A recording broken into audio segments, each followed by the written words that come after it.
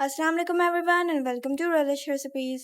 आजकल गर्मी बहुत तेज़ से पड़ी है जिसकी वजह से हर किसी का जी कर रहा होता है कुछ ना कुछ ठंडा पीने का।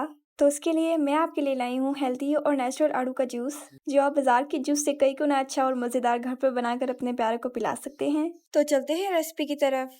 मैं यहाँ पे आधा किलो आड़ू इस्तेमाल कर रही हूँ। इनको अच्छी तरह से धोने के बाद इनको 4 हिस्सों में कट कर दें। इनको 4 हिस्सों में कट करने के बाद जूसर में ऐड कर दें। मैं यहाँ पे हैंड ब्लेंडर यूज़ कर रही हूँ। ब्लेंड करते वक्त अगर आपको पानी की ज़रूरत पड़े तो इसके अंदर थोड़ा सा पानी ऐड कर दें। सारे आड़ू अच्छी तरह से ब्लेंड हो चुके हैं।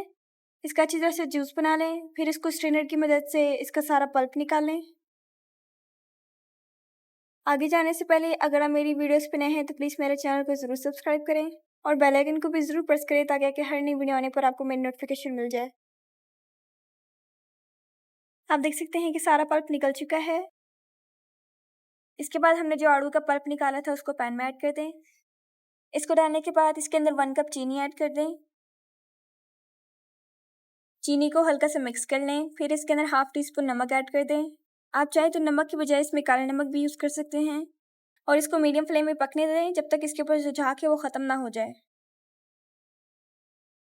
आप देख सकते हैं कि जो झाग है वो ख़त्म हो चुकी है। अब इसको आप ठंडा होने के लिए रख दें, फिर किसी बर्तन में इसको शामिल कर दें। अब आप इसमें अपनी मर्ज़ी के मुताबिक पानी ऐड कर दें और साथ ही इसके अंदर क्यूब्स ऐड कर दें।